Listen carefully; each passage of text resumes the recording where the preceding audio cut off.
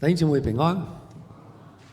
咁你今朝咧係好興奮嘅，點解興奮咧？咁頭先我落去下低英文堂望一望咧，今日我哋又多咗幾個客人。咁你發覺下低咧，今次好熱鬧嘅英文堂。咁其實咧，英文事工咧，大家見到我哋好努力咁咧，就喺呢一排咧都成日推動。咁其實咧，英文事工咧係我心裏邊嘅一個好重嘅負擔。OK。因為我哋發覺咧，就係過往咁多年咧，我哋嘅英文事工咧面對好大嘅挑戰。咁咧，我哋好多嘅，我哋咧係呢個閃乜閃碼唔得喎，唔合格。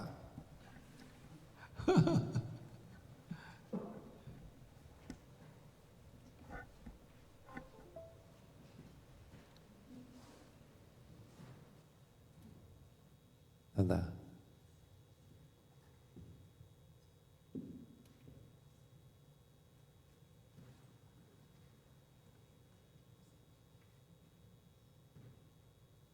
？Start from beginning，同你個樣，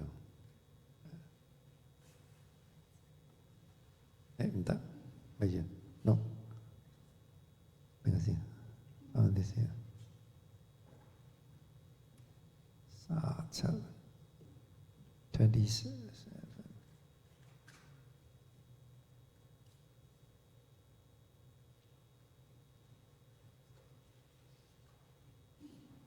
好啦，得啦，應該冇事啦啩。所以呢班人就坐喺前面啦，唔走得。有佢咧就淡定好多啦。咁咧就頭先我講到咧英文事工咧，我哋最近都大力推動弟兄姊妹咧，都係我哋全體嘅嚟資源。因為我哋過咗咁多年咧，即係我哋發現咗咧，就係即係英文事工咧係好似個挑戰好大嘅。OK， 咁我諗咧就。以前咧，我哋每一任嘅同工咧參與嘅時候咧，我都唔會參與嘅，因為點解咧？俾佢好多空間去發展啊嘛。但係咁多年嚟咧，我發覺咧當中係有少少困難。咁就所以而家咧就神俾我一個機會咧，俾我有一個感動，我預備係投身咧，係嚟帶領呢個工作嘅一個發展。咁所以咧，你哋見到我定咗個目標咧，我哋定咗個目標嘅就係咧，我哋希望喺明年。我哋以前咧，我哋英文堂10零個人聚會啫 ，OK， 咁唔超過20人。咁我心裏邊我定個目標就係到明年12月，我哋嘅時間咧，我哋好穩定有40個人咧喺下低參加主日崇拜，而且咧係有不同年齡嘅人。咁今朝我落到去咧，神真係聽我祈禱，又聽弟兄姊妹去禱告。今朝落去咧，你發覺咩年齡嘅人都有，好熱鬧下低。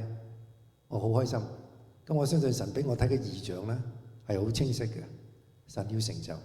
大家咧繼續咧係為我哋嘅英文事工咧係嚟禱告。咁我哋都當中有幾位姊妹弟兄咧，大家都輪流落去咧係支持呢個工作。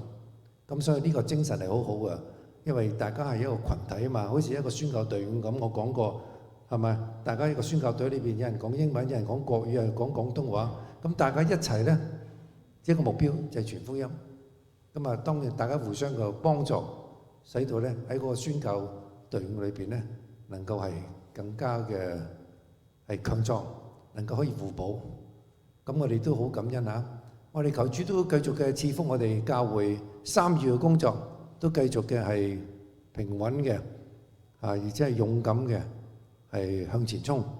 咁我哋唔好呆滯喺處，因為教會咧嘅目的就係要見證主耶穌基督。係嘛？所以教會就係一個見證嘅群體。今日我哋基要信仰班都提到，教會有見證群體。所以教會如果唔發揮見證嘅作用，或者基督徒唔發揮見證嘅作用咧，教會就會式微。所以如果個教會咧係不斷鼓吹呢個報導，弟兄姊妹投身報導工作，教會唔會執笠嘅。所以你見到去歐洲好多教會執笠，點解？唔報導啊嘛，唔傳福音啊嘛，好困難啊嘛。咁你發現教會人少嘅時候就點啊？衞生基督徒咪少咯，衞生基督徒少咪冇傳道人咯。咁咪於是點啊？神學院又要執笠係嘛？教會又冇領袖，嗰個係連鎖性嘅一個關係。所以我哋希望今日我哋多倫多嘅教會 ，OK， 其他教會我哋唔知，但係我哋福音浸信會，神俾我哋坐落喺呢個地區，我哋就要爭取服侍嘅機會，我哋嘅福音能夠傳承落去啊，唔係一個遺產嘅傳承啊，係福音嘅傳承，係我哋一代一代嘅要能夠可以將福音傳落去。所以讀士師記咧，其實俾我有好大嘅感觸，就係佢當中嘅傳承咧係有好嚴重嘅問題，所以產生好多嘅混亂。所以我哋希望能夠我哋喺福音工作上面，雖然而家嘅呢個時代當中傳福音係極之嘅困難，無論咩語言都好，但係我哋唔好因為怕困難，我哋就唔做。我哋靠住聖靈嘅能力，主耶穌已經俾咗我哋應許啦嘛嚇，聖靈有與我哋同在，我哋就得著能力啊！我哋從耶路撒冷開始，將福音廣傳到世界嘅地極。今日同樣嘅原則用喺我哋當中，只要我哋心裏邊有一團火啊，我相信神一定會成就我哋，同埋大家咧係常常嘅係禱告。咁我每一朝咧同大家分享一啲信息嘅喎，我唔知大家有冇睇啦嚇。咁我相信都有啲人睇下我寫嘅信息嘅。咁但係俾大家個鼓勵，有少少嘅信息，跟住有個祈禱。唔識祈禱嘅話咧，大家可以模仿學習點樣祈禱，但係你可以用你自己嘅你自己嘅説話祈禱嘅。我只係俾你一個祈禱嘅一個藍本啊，你可以變化嘅。咁所以我哋養成咗每一日咧都有少少默想神嘅話語嘅機會啦，同埋咧祈禱，我覺得係非常好嘅一個好嘅開始。好，咁我哋今日咧就會繼續講呢個士師記嘅。咁個士師今日嘅主題就係當神嘅手遠離我哋嘅時候點咧？咁其實唔係我哋，係講到當時嘅士師嘅時代，當神嘅手遠離咗佢哋嘅時候，佢哋嘅問題就係咧係絡繹不絕咁嚟到佢哋當中。我哋今日一樣，當神嘅手離開咗我哋就會遇到好多個問題，好棘手，唔知道點樣解決。所以今日我哋要捉住神嘅手 ，OK， 唔好讓神嘅手遠離我哋。士師記第2章11到23節，佢話以色列人行耶和華眼中看為惡的事，哎呀弊啦，看為惡的事喎，咁即係呢個群體變成一個不敬虔嘅群體咯。所以我成日講，唔好話講以色列人就係敬畏神嘅，唔係啊！你從歷史裏邊睇見以色列人三番四次係背逆神嘅。喺呢處講以色列人行耶和華眼中看為惡的事，佢忘記咗神過往嘅恩典，點樣將佢哋嘅祖宗從埃及帶嚟，去到曠野，跟住要進入迦南地。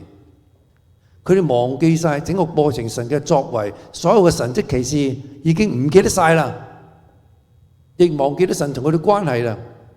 佢哋看神眼中看為做神眼中咧看為惡嘅事，去做咩事啊？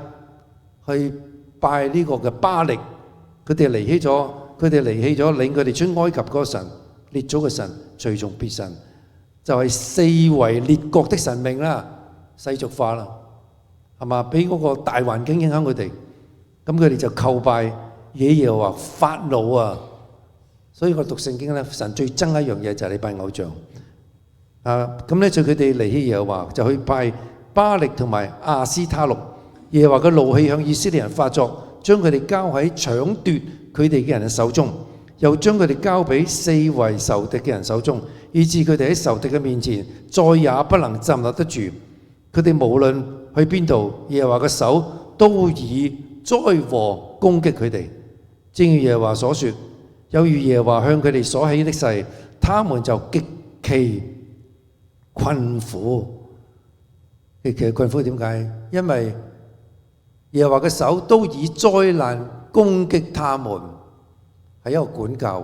管教咩啊？因為佢哋去拜巴力同埋呢個嘅亞斯他錄。巴力係邊個啊？係古代迦南人同埋腓尼基人嘅所敬拜嘅一個主要嘅神。喺嗰個希伯來文裏邊嘅意思係講到主人、主宰、丈夫嘅意思，真係弊家伙。佢哋走去認賊作父，認賊作為佢嘅主人喎，認呢個賊作為佢丈夫喎。等於我哋今日新約教會，基督係我哋嘅咩啊？基督係教會嘅丈夫啊嘛，係咪啊？咁所以我哋見到咧，又係我哋係教會係基督嘅新婦啊嘛。咁呢個關係好清楚嘅。但你見到佢哋呢啲嘅以色列人，即係拜咩啊？將佢哋嘅主嘅敬拜神嘅視線咧，注意力咧集中咗去咩啊？呢啲嘅假神巴力身上。巴力當時係視為一個風暴同埋豐收嘅神，好現實係咪？哇！風暴唔好俾我有風暴啦，唔好破壞我啲農作物啦，等我有豐收啦，因為嗰度係一個農業社會啦嘛。咁好自然呢，就係如果天氣好，咁咪收成好咯。嚟一個風暴，乜嘢都冇晒。所以佢哋就巴力神啊，你保護我哋啦咁。佢哋相信呢個巴力神呢，就係掌管呢個雨水、農作同埋生命力。所以喺古代呢，近東嘅宗教裏邊呢個地位非常嘅高嘅。所以我哋見到呢，就佢哋好轉喎。咁咧就咁啊，唔同嘅地方裏邊咧有唔同嘅巴力嘅喎，有叫做如果讀聖經叫巴力哈曼啊，有巴力西頓啊咁。但係咧其實都係類似咧呢啲地方嘅守護神。咁啊人好得意嘅，人真係需要一啲安全感，但係好衰弊咧，我就係將啲安全感咧係建造喺咩啊？建造喺嗰啲偶像不切實際嘅呢啲所謂嘅神明嘅身上。我記得有一次去哥斯達黎加短宣啊，即係訪宣啦。咁啊，宣教士咧就帶我去一個山上面一個餐廳食晚飯啊！一入去咧，我見到一樣嘢喎，見到乜嘢咧？我哋見到係土地公公啊，有啲人係咪整個碑、整個牌喺處？但我見到有個聖伯多祿嘅像喺地下。哇！我話慘啦，點解將佢當做一個土地公公擺喺處？即係佢哋就係咁嘅觀念埋。其實咧喺中美洲、南美洲咧，好多人咧。佢哋係天主教徒，但係咧佢哋將佢哋所謂嘅聖人咧，就好似當菩薩咁拜。竟然佢將佢擺喺地下嗰度喎，係嘛？守護住佢哋嗰個鋪頭喎。等於你見到而家有啲餐館都係一樣㗎，係咪？將啲嘅神位擺喺處啊，希望呢個神保護佢哋能夠生意興隆啊嘛。所以呢樣嘢我去呢個嘅我去呢個阿根廷嘅時候咧。又見到有一個死亡彎角有個咩啊，好高大嘅聖母像，我諗由呢度去到嗰度咁高嘅一個聖母像喺個死亡彎角嗰度掟喺度喎。咁點解啊？因為嗰度成日出交通意外啊嘛，所以揾個聖母保護住，等佢唔好出交通意外。咁啊，其實啲人如果行車守規矩啲就冇事咯，係咪？因為教育係嗰樣嘢啊嘛。但係嗰啲人咧行車唔守規矩嘅，係好得意嘅喎。stop sign 咧佢照衝嘅喎。佢有個奇景咧，我喺哥斯達黎加見到個奇景就係咩咧？一去到呢個 stop sign，即係話我要過啦咁，stop sign 停噶嘛，佢要 put 人哋話俾聽我要過啦咁，咁啊另一種文化係咪幾危險啊？你話？所以無論點樣，佢哋喺一個好危險嘅階段裏邊，一個情況底下，佢哋希望有個保護者。當時喺迦南裏邊嘅人都一樣，佢哋希望有個神保護佢哋，能夠風調雨順。係嘛？等佢哋喺經濟上唔會有任何嘅損失，而且能夠係賺多啲錢添。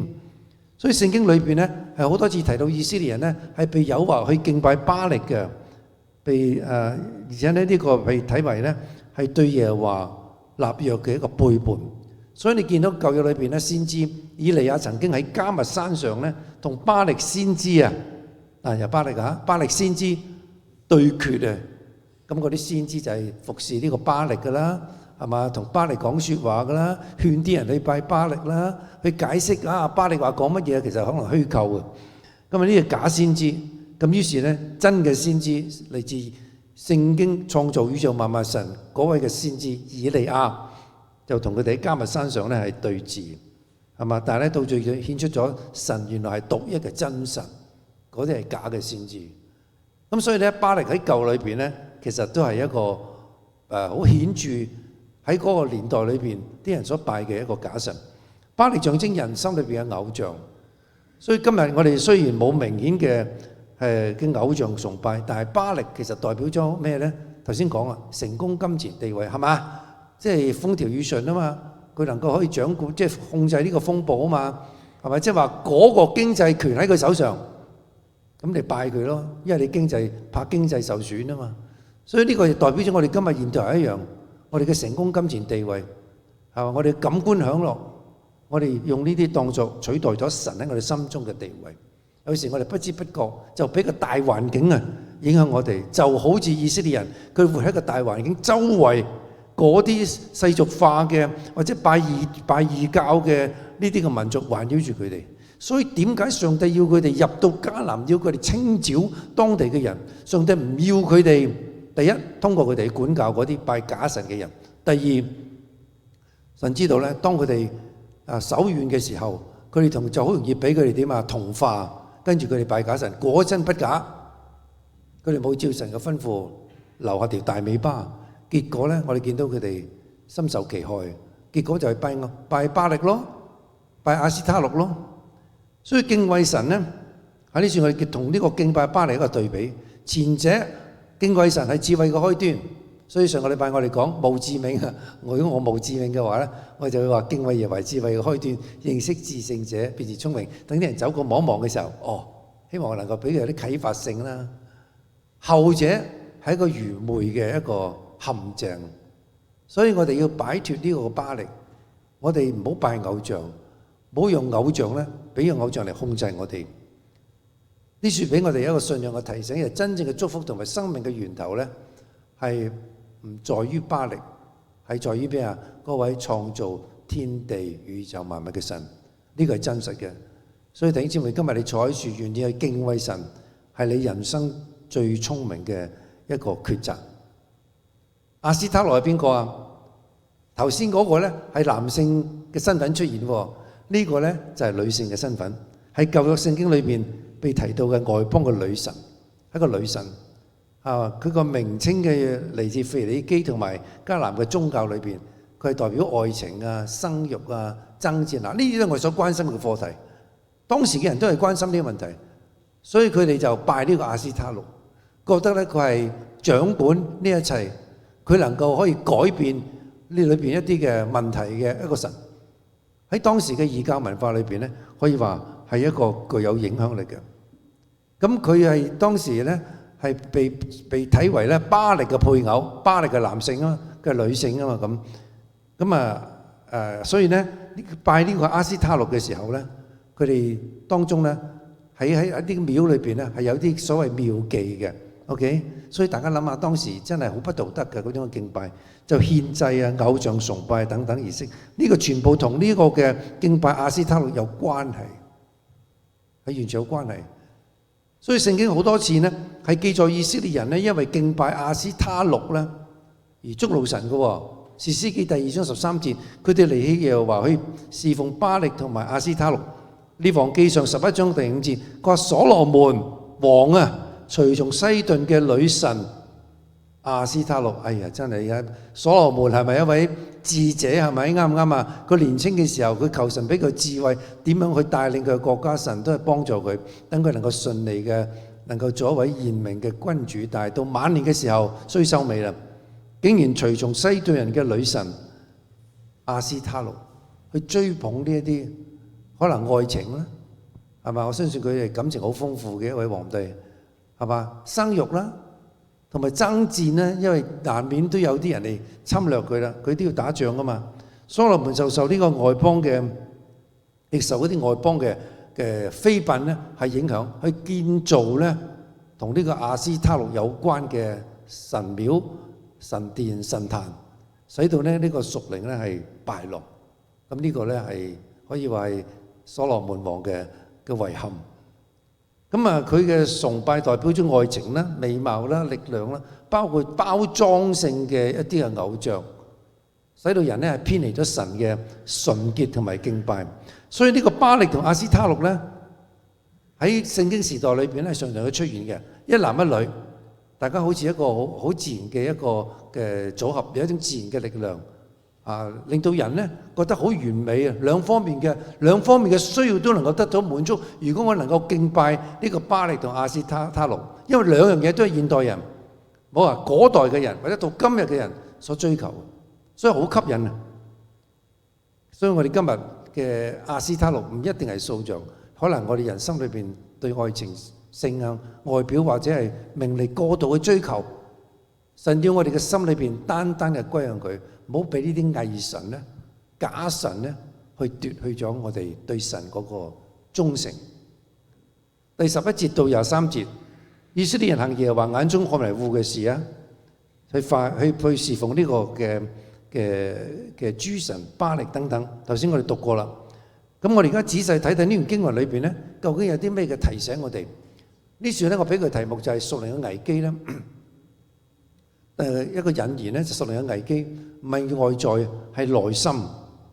嗱，士師記呢係一卷令我哋心裏邊好沉重，真係亦令我哋有好大嘅警醒嘅一卷書卷。佢記載嘅唔係以色列人進入迦南之後嘅歷史，而係唔單止係咁啊，而係更係講到神嘅子民屬靈嘅光景，特別講到佢哋嘅墮落、佢哋嘅失敗。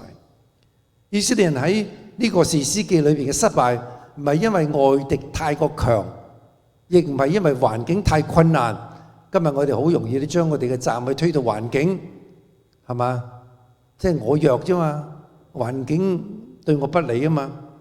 更唔係因為神唔再保守佢哋，真正嘅原因係咩啊？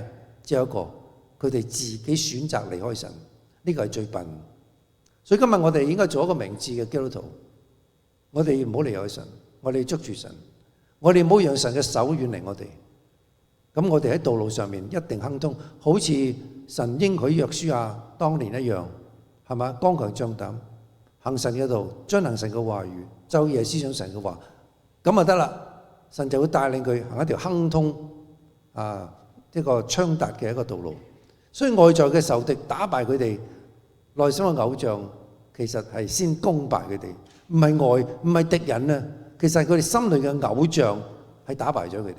咁我覺得呢個係一個非常好嘅一個提醒咯。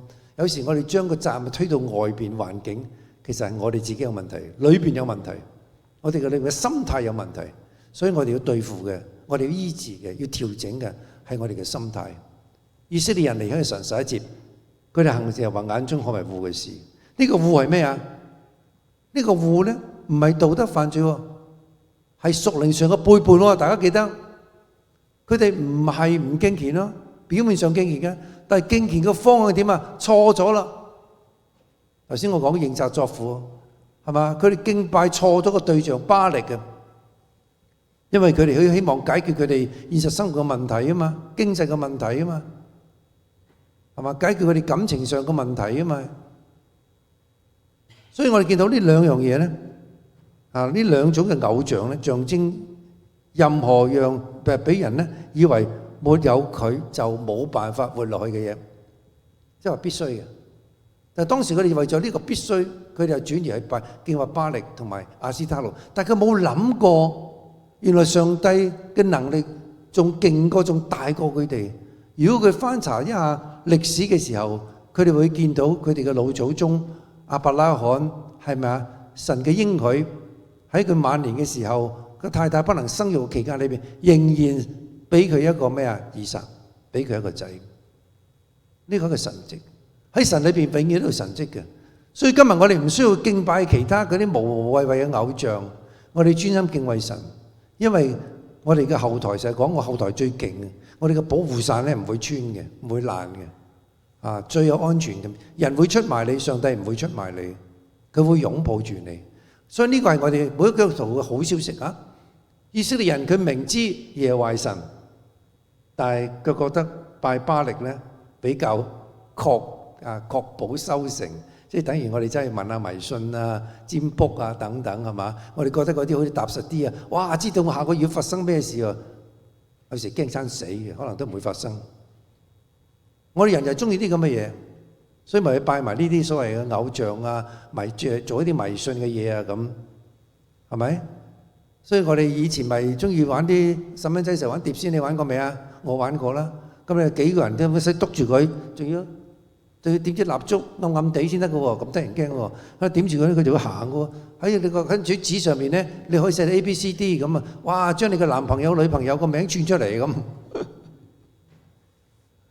即係我哋就係中意有呢個感覺，覺得好似好得意。其實裏邊我哋好希望即刻有答案，所以我哋就相信呢啲所謂嘅異能啦。其實呢啲異能嚟自撒但唔稀奇啊！佢能夠知道將來嘅事，亦唔稀奇嘅喎，係咪？所以你係咪你就要信佢咧？點解你唔相信神？將我哋嘅生命交俾神，好似亞伯拉罕一樣，佢唔知前面係點嘅，但係佢就交俾神，神就帶佢一步一步咁行咯，係嘛？行歪咗，神就帶佢行翻轉頭咯，幾好啊！唔使咁牽掛啊，去到嗰個地方會點？神就帶住佢行。所以我哋今日都係一樣，抱住咁嘅心態，順服嘅心，相信神咧就係一個最佳嘅導遊。去帶我哋一站一站去經歷、去參觀我哋人生所要經歷嘅景點，去欣賞神喺我哋生命中每一章所寫嘅文章或者所畫嘅圖畫。佢哋唔係想否認神，佢只係將神擺喺一個次要嘅位置。今日我哋何嘗唔係咁呢？我都敬畏神啊，不過你冇將神擺喺主要嘅位置啊嘛，第一個位置啊嘛，你擺神喺一個次要嘅位置。但係對神嚟講咧，次要就係一種離棄，次要就係離棄。所以神話我唔準你哋敬拜別的神。話神你會話你咪好霸道？係啊，呢種愛係叫嫉妒的愛啊嘛，唔用第三者嘅，神唔歡喜有第三者介入喺在其中。所以呢個就係當我哋講將神擺喺一個次要嘅位置，其實你就離棄神。聖經話佢哋離棄咗耶和華，呢個唔係一個動作，係一個心態。今日我哋表面上冇呢個動作，好似，但係我哋心遠離神，呢個係最可怕。所以唔一定係反叛，係我哋嘅心慢慢淡，慢慢遠離神。今次我哋檢討下，你對神嗰熱心有幾多？你覺得你同神嘅距離有幾近？還是你感覺其實你嘅心已經慢慢越嚟越淡，你慢慢嘅遠離佢？今日我哋屬靈嘅光景係點呢？以色列嘅問題係心嘅反叛，而唔係行為嘅偏差。今日好多嘅做兒女嘅，可能佢未有經濟能力嘅時候，佢好似表面上順服佢嘅父母，但係佢心裏邊好反叛。表面上可能做咗父母好中意做嘅嘢，但係好勉強，心裏邊係唔想。但係當佢有一日佢經濟獨立有能力嘅時候，唔同父母一齊生活嘅時候，佢可以自主嘅時候，佢做嘅嘢可能係完全相反。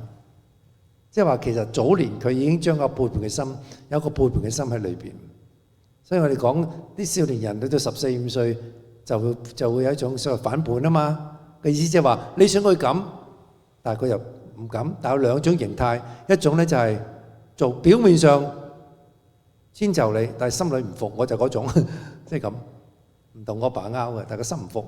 第一種就唔係嘅，直情係同你硬拼，係嘛？我唔服你，你叫我東我就偏偏行西，咁我哋父母咪好難頂咯。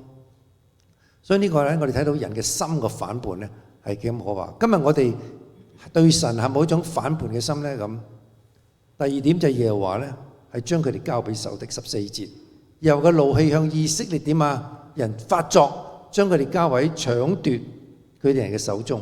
神嘅怒氣唔係好似人發脾氣咁啊，係一種盟約嘅公義嘅反應。即係大家講好啦嘛，談判好噶啦，已經喺西奈山立約講咗啦，係嘛？摩西當中做見證人啦嘛，啱唔啱啊？佢哋話佢哋要遵守神嘅律法典章啊嘛。神話你要遵守律法典章，我就認你哋做我嘅子民啊嘛，係咪？好清楚，大家傾掂數啦嘛。但係點知到一代一代過嘅時候，忘記咗呢一個嘅盟約。所以盟約呢個字咧好重要嘅。所以聖經講咩啊？舊約係咪？舊嘅盟約，跟住新約係新嘅盟約。舊嘅盟約就係講到咩啊？喺舊約歷史當中，以色列人不斷同神之間嘅大家之間互相建立嘅約。其實個約好簡單，都係一樣嘢，就係你敬畏神，神就認你作佢嘅子民。當我哋唔去敬畏神嘅時候，神好自然咧就會點啊？就會管教。所以呢個係好清楚嘅。當時神嘅怒氣唔係好似我哋發脾氣一樣 ，OK， 發泄我哋宣泄嘅情緒，而係一種盟約嘅公義。喂，你違背咗我諾言喎，你撇棄我喎，係嘛？唔照我吩咐去做啊？咁你話上帝你好霸道啫。但係諗下，你當你違背嘅時候，你行嘅路係咪會完全偏差啊？上帝唔想我哋走偏差路，上帝錫佢哋，愛佢哋。今日神都一樣，唔想我哋偏差，因為上帝都錫我哋，愛我哋。神將佢哋交喺仇敵嗰度，唔係因為佢唔再愛佢哋啊，而係因為佢愛佢哋到一個地步，佢寧願咧忍痛俾佢哋暫時有啲痛楚，等佢哋用痛楚去喚醒佢哋嘅良知，有啲苦難。所以人咧信主嘅時間最容易咩啊？遇到困難咯。但係唔係每一個遇到困難嘅人都會信主啊？一講明先。但係好多人咧，我發現佢喺遇到人生裏邊一啲嘅挫折困難，佢就會嚟信主。今朝我同弟兄姊妹分享個見證，係咪？我哋以前有一個弟兄，佢成日都係你間唔中嚟聚會啦，咁佢太太成日嚟，咁啊佢就間唔中嚟。話呢個人佢又教書啊，咁佢又即係日日都睇報紙啊，即係識好，即係佢 claim 自己話宣揚自己，我識好多嘅嘢，即係好理性啊，唔係隨便去接受一啲嘅嘢嘅咁，包括咗即係聖經嘅信仰，即係暗示俾我哋知。咁唔緊要啦，我哋繼續做朋友咯咁。但係若干年後，我相信有幾年啦，好多年啦，7年啦，應該如果冇記錯應該7年時間。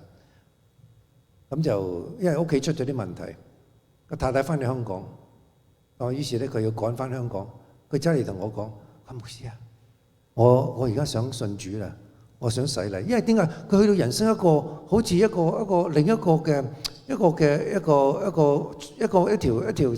條掘頭路啊！佢而家唔知佢點行啊，所以佢知道耶穌基督好啊。嗱，呢個馬上突破咗佢嘅理性，我同你講。於是佢又要求我同佢洗禮，結果我喺屋企咧同佢帶咗我哋幾位弟兄姊妹喺屋企浴缸同佢浸禮。咁啊，結咗佢翻香港。咁啊，後期咧，我估真唔講你聽啦。咁，但我想話你聽就係喺嗰段時間咧，佢仍然問題冇解決到，但係佢仍然翻教會。咁就非常好啦，呢個現象係咪？即係話咧，神有啲時候會用一啲嘅痛啊，去喚醒人嘅心，叫人回轉。所以上帝讓呢個痛嚟刺激呢啲嘅以色列人，讓佢哋都能夠回轉。所以將佢哋交喺咩啊？搶奪佢哋嘅手中咯。所以有啲時候神容許有啲挫敗臨到，唔係要毀滅我哋，而係想提醒我哋，好啦。細路，你哋行得太遠啦，要翻返轉頭啦咁。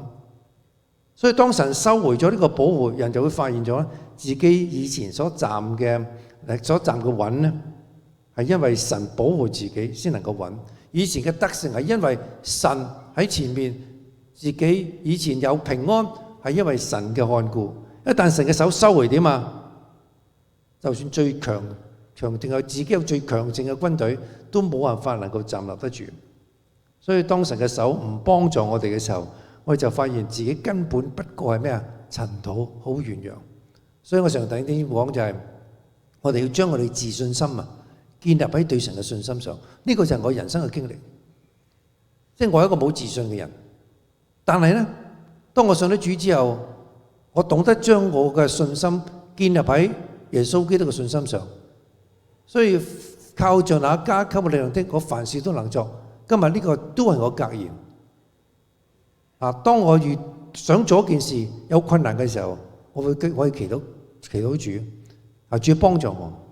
咁主就好奇妙，就會幫我能夠去，如果合乎神嘅心意，佢就幫我解決。在人覺得冇可能發生嘅事，就係發生。所以弟兄姊妹，呢個屬靈嘅原則喺你嘅生活裏邊，我相信你都有經歷過，不過你忽略咗。所以今朝我哋喺度上呢個基要班嘅時候，都鼓勵弟兄姊妹要將你人生嘅故事寫落嚟，再回憶一下，組織一下，將你嘅古仔話俾人聽，唔需要講人哋嘅古仔，講你嘅古仔得啦。呢個古仔係咩啊？就係你同神之間嗰個嘅交接交流。你細心去分析一下你人生嘅路。以前你未信主前，你覺得哇，我好輝煌喎，走條路。但係其實你而家會諗一諗，哦，原來神嘅恩手暗暗嘅帶住我。雖然我唔認識佢，但係佢仍然睇住我，帶住我行呢條路。所以當你信咗主嘅時候，你更加懂得去回應神嘅愛啦，係咪？所以唔好自以為是，以為乜嘢都係你自己醒，係因為你嘅能力。其實你冇咗神，你什麼都不能。神嘅手攻擊佢哋，使佢哋困苦。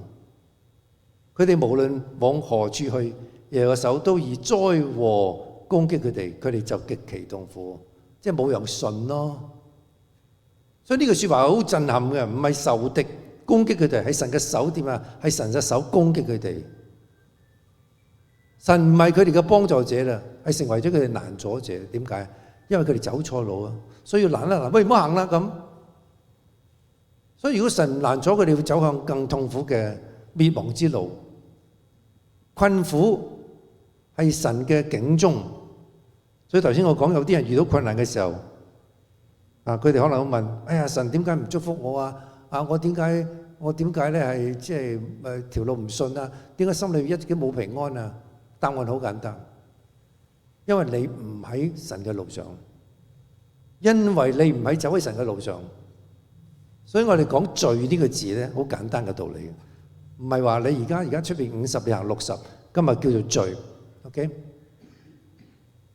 聖經裏面講嘅罪就係你唔行喺神嘅道上就係罪，你冇按照神喺你生命當中所特定嗰個計劃去走嗰條路，按照嗰個藍圖去行，呢個就係罪。所以困苦咧唔係神嘅咒詛，其實係神對我哋嘅呼喚。所以當你有困難嘅時候，你記得唔好埋怨，你要諗諗神啊，你要我做啲乜嘢呢？所以今日嘅信徒，我哋要避免重蹈覆轍。第一，要守住心嘅敬拜，敬拜唔係淨係唱幾首詩歌，係你嘅心歸向神先最緊要。我哋帶領唱歌嘅人都係一樣，你嘅心要歸向神先，唔係淨係領幾張詩歌就算數。我哋每日要問，我個心靠邊個咧？你靠自己啊，定靠你老細啊？你靠你個朋友啊？什麼都不可靠，你要靠神。我哋真正嘅盼望喺邊處啊？我哋最信任嘅係神，仲或者還是係仲有其他嘅人咧？呢個係我哋需要檢討。第二咧，我哋要拒絕少少嘅妥協。以色列人唔係一日嘅敗落啊，而係逐點、逐少嘅妥協開始。所以今日我哋信徒嘅敗落，亦可能係由小事開始。我哋嘅溝通當中出現唔誠實啦，唔處理世界罪啦，用世界嘅價值觀代替咗咩啊？聖經啦，讓我哋嘅懶散代替咗敬虔啦。我哋少少嘅妥協就會帶嚟一個非常嚴重嘅後果。所以但我哋喺困苦當中尋求神，困難唔係神離開我哋，而係神呼喚我哋。所以困苦嘅時候咧，我哋要回轉，推回到神面前，而唔係咧係推離佢。所以你見到舊聖經裏邊先知大聲疾呼嘅，叫啲以色列人回轉。其實先知書好容易讀嘅，一個信息就係咁簡單。因為你以色列人無論佢喺以色列王國時代或者猶大王國時代，邊個王管理底下都好啦，信息都一樣。點解啊？無論王好或者啲百姓好，佢哋走咩啊？佢哋走去依靠，佢哋走去敬拜假神，佢哋依靠人嘅力量。神話唔好咁啦，你哋要翻轉嚟啦。所以舊約個信息嘅主題係咩咧？舊先知書嘅主題就係回歸，翻嚟。歸回到神面前，用歸回呢個字，所以我哋講悔改就係歸回咯，行翻神嘅路，呢個就係上帝要我哋做嘅事。重新立志跟隨神，你可以決定重新翻到神嘅面前。神嘅心唔係懲罰啊，而係拯救，唔係要破碎我，係要恢復。上帝係好正面嘅一個神，係好愛我哋，佢要建造我哋，佢唔係隨意去拆毀我哋。所以神仍然喺尋找咩？願意今日仍然尋找一啲願意回轉嘅人。所以今日我哋參與喺一個好重要嘅工作裏邊，就係我哋配合神嘅計劃，我哋去尋找願意回轉嘅人。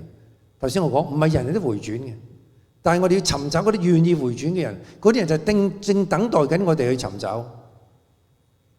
我哋去過幾次嘅傳福音嘅工作，我哋去過非洲東非烏干達，嗰處有好多嘅華人啦。我諗喺新冠病毒之後就少咗好多，但我哋去之前我哋去嘅時候係之前去，我哋探訪好多嘅商戶，好多個人連耶穌嘅名都未聽過啊！我哋好感恩，俾我哋有機會同佢講過一次耶穌。佢哋未必當時唔係個個都接受主。但起碼聽過一次耶穌嘅名字先啦，咁呢個我哋已經達到我哋旅宣行宣教一個好重要嘅目標。我哋配合神嘅大使命、神嘅工作、救贖嘅計劃，我哋尋找願意回轉嘅人。但係我哋當中亦確實見到好多人咧，我哋即場同佢決志，佢願意信主。你個信上點啊？唔關我事嗰啲。OK， 我跟進唔到。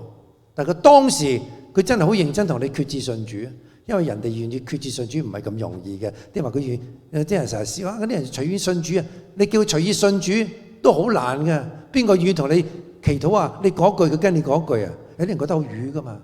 但係當佢肯願意你祈禱一句，佢跟你講一句就，即係話佢哋有誠意，佢心動緊。所以我哋要揾呢啲願意回轉嘅人。士師記嘅古仔裏邊，可以充滿令我哋嘅裏邊嘅嘢，都好令我哋好失望。但係每一次佢跌倒之後，只要百姓呼求，神就興起士師嚟拯救佢。神今日咧，仍喺尋找願意回轉嘅心。神今日仍然喺度尋找願意回轉嘅心。佢喺度呼喚緊你嘅名，孩子，翻嚟，翻轉頭，翻到我身邊。希望我哋都能夠回到神嘅面前，重新嘅敬拜佢，用個心靈誠實去敬拜佢，跟從佢，順服佢，等佢再一次咧係伸手咧係保護我哋，帶領我哋，祝福我哋。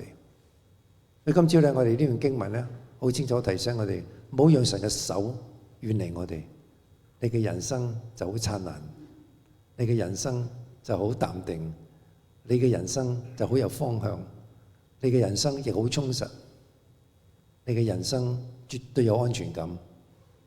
我哋禱告，主，我哋多謝你今朝俾我哋去思想呢段經文，再一次提醒我哋，唔要你嘅手離開我哋，遠離我哋。